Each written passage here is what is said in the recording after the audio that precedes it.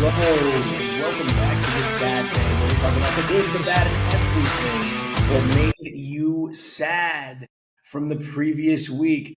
And Alabama's really sad, huh? Now, we're excited. It is football season. It is the peak of sports essence as we all get ready to be sloths on our Sundays and our Saturdays and let the NFL and college football consume us.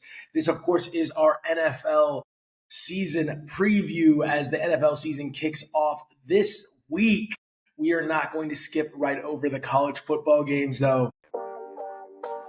Let's start with Texas and Ohio State. So, Arch Manning laid an egg, huh? We were all very excited about seeing what Arch Manning had, seeing what he had and what he could do in the Steve Sarkisian offense over at Texas with all of those Texas athletes, and gross. It looked really bad. And yeah, Arch Manning made a lot of bad throws. It looked like it was slowly coming together there in the fourth quarter. But I have a different gripe. I don't think that he was set up for success. Now, not saying he didn't look bad. He absolutely looked bad. But Steve Sarkisian, it looked like a terrible game plan. Either that or he was just out-coached by Ohio State, because what was going on was it was almost like forced.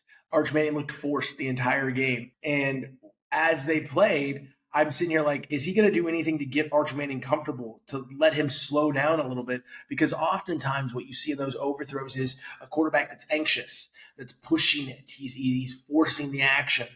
And when you see that as a coach, he should have slowed it down. The running game really took over in the second half, but it was too late. It was too late because Ohio State's defense was really crushing it the entire game. And Ohio State, their offense couldn't really do anything. You know, they weren't great the entire game. Smith was locked down for a majority of the game. And on the other side of the ball, it seemed like Matt Patricia really had Steve Sarkisian's number. Now, the running game, like I said earlier, really started to click, and that is a great way to get your quarterback comfortable and also to open up play action.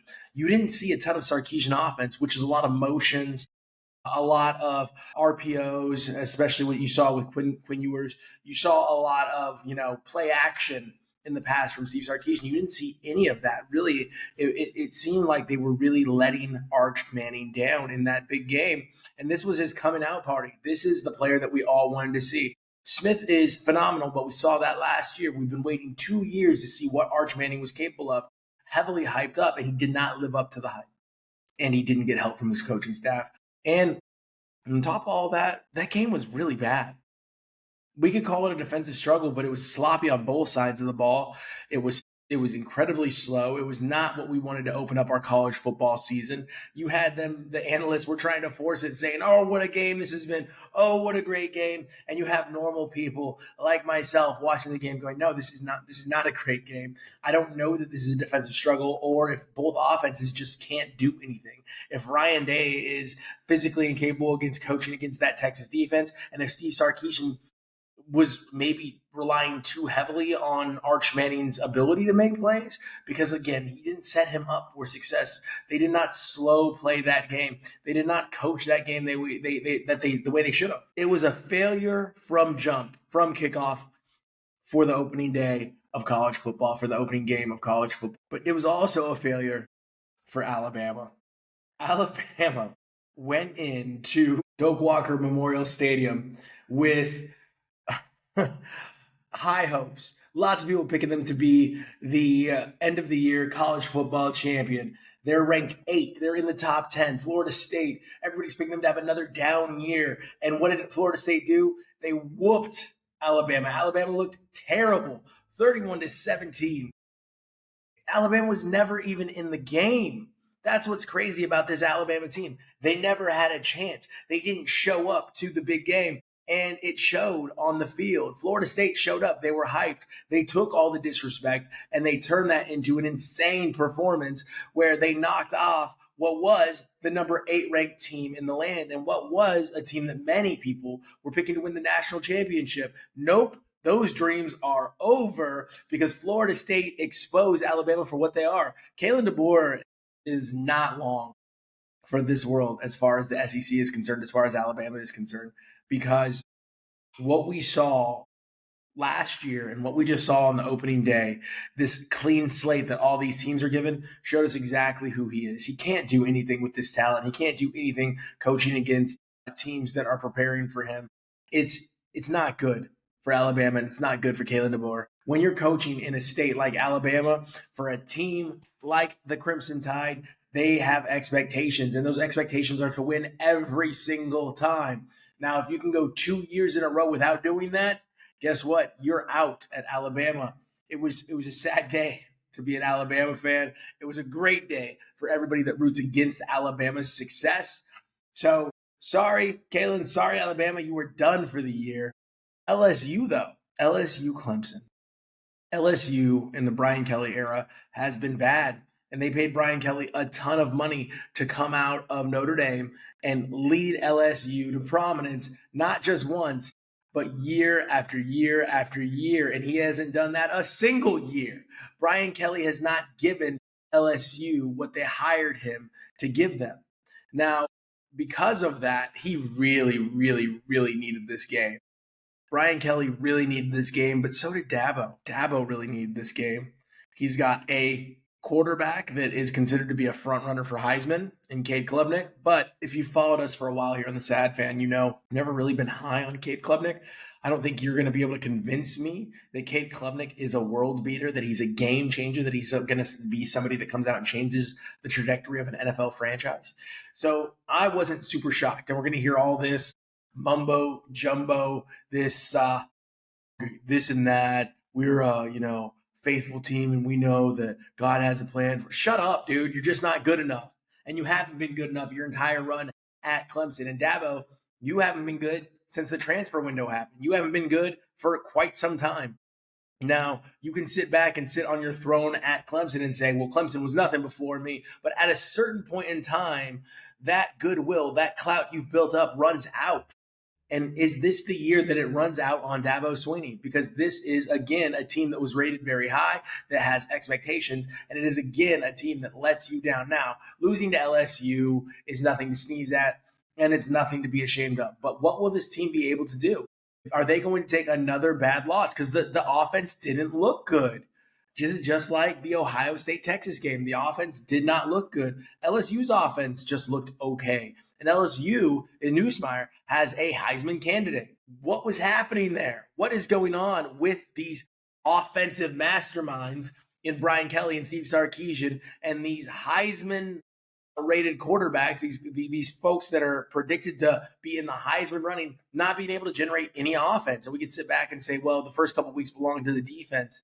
But I don't know that that's true, because in my experience, the first couple weeks belong to the offense, and it takes the defense some time to catch up.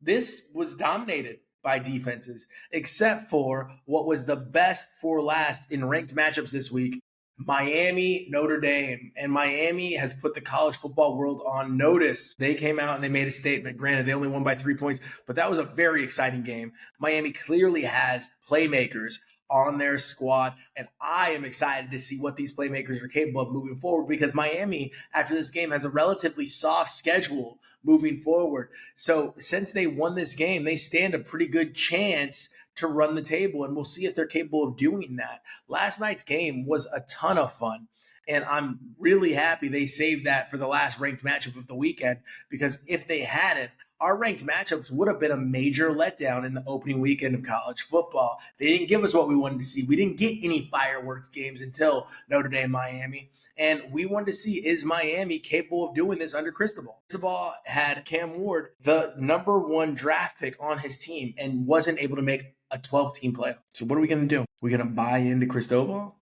I think so. I think we like Miami and their soft schedule to make the playoff this year. I think we like them to win the ACC, especially after what we saw out of Clemson. And as far as the ACC is concerned, and as far as the TheSadFan is concerned, put it on the books. We are picking Miami right now to run the table in the ACC and make the playoff this season. Let's get to the NFL. All right. It is our NFL division breakdown. So we are going to just get right into it, because we've got to go over 32 NFL teams in every single division today. We're going to go through it fast and furious. So if we leave something out or we forgot something, please get with us. Leave it in the chats. Leave it on our Facebook. Get with us on Instagram, TikTok, or Twitter, and let us know, hey, what did we miss? What did we leave out? Or you just disagree, and we're okay with that too. We're going to start off in the AFC East with Miami, New England, Buffalo, and the New York Jets. Well, the New York Jets are going to finish last. Justin Fields is not going to have a Sam Darnold-like coming out party after bouncing around the league. He just doesn't have it in him to be a great quarterback. Now, he has the legs to be mobile and he is big and physical, but we've never seen him be able to have pinpoint accuracy on a constant rate. So the Jets really don't have any hope of being good this season, and they're in a rather tough division. And following right behind them, it's tough. It's a toss-up, right, between Miami and New England, but we're going to put Miami second to last in that division. And we think New England is going to have a bit of a coming out in Drake May's second season in the NFL under Mike Vrabel. Mike Vrabel is a great coach. I thought he was my number one coach going into last offseason's coaching carousel. And he ended back up with the team that he started with in New England. So we'll see what he's able to do as the head coach of that squad. I thought he took a very okay Tennessee Titans team to the playoffs multiple times. They were not by any means a team that played above their talent level quite a bit under Mike Vrabel. And you might see that out of New England. Now, New England does have some talent, but Mike Vrabel is a great coach. And I think he's going to get the most out of Drake May and that offense. And of course, the defense under Vrabel is going to be solid and stout. So I think that they come in second. We're going to pick Buffalo to win the AFC East. Obviously, they've got the best quarterback in the entire division, maybe the best quarterback in the NFL. We'll see what Patrick Mahomes can do this season to have a comeback season after what was a down season for him last year. But right now, Josh Allen has the world in his hands. Now, can he make it happen? Can he pull Buffalo out of whatever hole they've been in and help them make it to the Super Bowl? Can they get over this Chiefs speed bump that they've had the last couple of years? We'll see. So we're going to pick Buffalo to win the AFC East. Let's move on to the AFC North in Baltimore, Cleveland, Pittsburgh, and Cincinnati. We're going to say that Cleveland's going to finish last in that division. And I think Cincinnati is going to finish in first. I think Cincinnati jumps even through all their turmoil in the offseason. I think they find a way to come together. I think Joe Burrow gets it done, and I think they finish first. So we're going to skip right to the front of the line, and we're going to say Cincinnati finishes first in the AFC North this year, and Baltimore is going to come in second. I love Baltimore. It's going to be a tough division this year. And no, Aaron Rodgers is not going to save Pittsburgh. Pittsburgh still finishes third in that division. It's interesting because I think Kevin Stefanski is out this year as Cleveland's head coach. And that's another reason why I'm putting them last. I just don't think they're going to be capable of doing anything this year. They've got no quarterback, despite having 7. And they lost some key players in the offseason. They just don't stand a chance to be good this year. And I think that it's over for Cleveland. I don't know that they had like 6 scouts, I think, at the Texas-Ohio State game to scout presumably Arch Manning. We saw how that went. Cleveland's done. And Cleveland might be done for quite some time. Cleveland might be down for the next 3 years. Pittsburgh. Pittsburgh's going to finish a game above 500, just like they do every year under Tomlin. He never finishes below 500, but they don't stand a chance in what is going to be a tough division, even with the Cleveland Browns in it. Baltimore and Cincinnati are going to be really good this year. And like I said, they're both making the playoffs. I've got Cincinnati edging out Baltimore. So Pittsburgh, I'm sorry, Pittsburgh fans, it might be boys to men, end of the road for the Pittsburgh Steelers. We'll see what happens. I don't think they're ever going to let go of Mike Tomlin, but also they're not going to really make any noise this season besides the noise that comes out of Aaron Rodgers' big stupid mouth. So Pittsburgh, you're finishing third. We've got Cincinnati winning the AFC North. On to the AFC South, the worst division in football.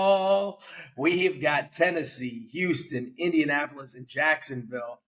In this division, you've got Tennessee with Cam Ward, a rookie starting quarterback. You've got CJ Stroud, Houston, and you've got Jacksonville, Trevor Lawrence, and Daniel Jones in Indianapolis. Indianapolis is going to finish last in this division this year. They are going to have to completely rebuild going into next season. This year is already over for Indianapolis. They're going to finish fourth in the AFC South. Jacksonville is going to finish second in the AFC South this year, and the Houston Texans are again going to win the division, continuing to write the story of CJ Stroud. I think that they have had a really good team the last couple years. Last year, CJ Stroud had a bit of a sophomore slump. At the same time, he showed up when it mattered, and he got that team into the playoffs again, 2 years in a row. He is a really good quarterback. He's going to be really good for a long time. Last year was a blip on the radar, and I really think that this is going to be an exciting team again this year. If you have an opportunity to watch Houston Texans football, watch that offense. That is a fun offense to watch. That's going to be a tough team to beat. They're going to win the AFC South. Jacksonville, though, is making the playoffs this year. That is my stretch goal. That is my stretch pick. Jacksonville, I think, is better than a lot of people think. I think Trevor Lawrence puts it all together this year. We've been waiting long enough. He needs to do it. So Jacksonville finishes second and makes the playoffs at the AFC South. But Houston takes the division home. Tennessee, with Cam Ward, finishes in third. And the hapless Colts. Daniel Jones isn't the answer. You're going to finish in fourth this year. On to the division that is near and dear to my heart, the AFC West, with Kansas City Chiefs, Las Vegas Raiders, Los Angeles Chargers, and the Denver Broncos. God, I hate the Denver Broncos. I really hate the Denver Broncos, and I hate how about it all these analysts are every single year for the Denver Broncos. Denver Broncos are finishing third in this division this year. They're finishing third in this division this year. The Los Angeles Chargers are going to come in second. Kansas City Chiefs wins this division again. I don't want to sit on this too long. It makes me too sad. Las Vegas Raiders are coming in fourth. They didn't do enough in the offseason to really make anyone believe. I'm a Raiders fan, and everybody's going to come at me. You don't believe? No, I do believe in this team. Just not enough was done. Pete Carroll's not going to be enough. That defense is not going to be enough. They don't have a great secondary. They have an okay linebacking core. They're really bought into Wilson on the other side of Max Crosby, and I don't think he's any good.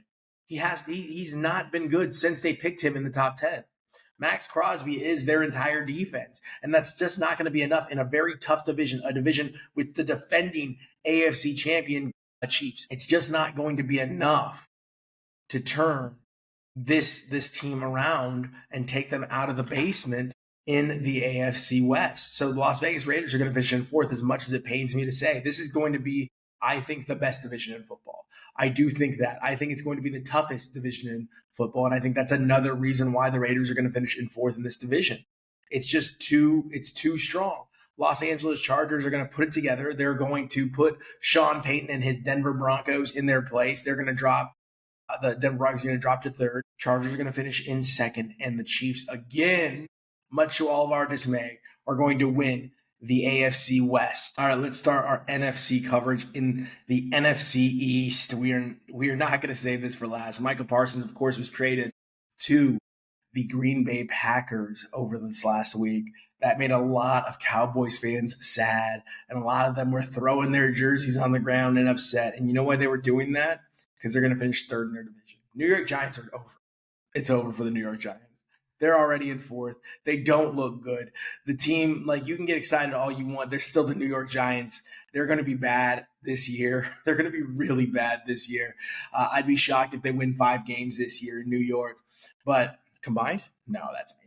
Philadelphia Eagles and the Washington Commanders. Those are the 2 teams we're looking at for the top of this division. I think that no matter how good Washington has gotten, no matter how hard they pushed Philadelphia all season last year, Philadelphia is still the better team. Philadelphia is still stacked. And I see Philadelphia taking this division again and rolling it right through to the NFC Conference Championship. And Philadelphia is strong. Philadelphia has a great offensive line still. They can still lean on that offensive line. They obviously still have Saquon Barkley. They still have 2 great wide receivers. They have a decent quarterback in Jalen Hurts. This team is loaded for bear, and we are going to see them get into the NFC Conference Championship again this year. That team is really, really good. And as much as we like Jaden Daniels Daniels here at TheSadFan.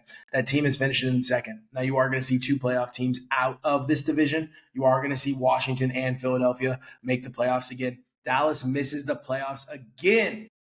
No, CeeDee Lamb and Dak Prescott are not enough. Kenny Clark helping you shore up that run defense. Jerry Jones is not enough. Your team misses the playoffs again. And I will state what I stated at the beginning of our NFL review a couple weeks ago. The problem with the Dallas Cowboys is that Jerry Jones wants to run the Dallas Cowboys. He needs to move aside and let this team be as good as they possibly could be. But it is really fun to make fun of them year after year after year. So maybe I don't want Jerry Jones to leave, because it is great to see all their fans ready to win the Super Bowl every single year, even though they don't have a chance. And they don't have a chance in this division. This division is the Eagles to lose. I've got the Eagles winning the NFC East, and I've got the Washington Commanders coming in a close second and making the playoffs. Let's go to the NFC North, what could be the toughest division in this conference, in the NFC.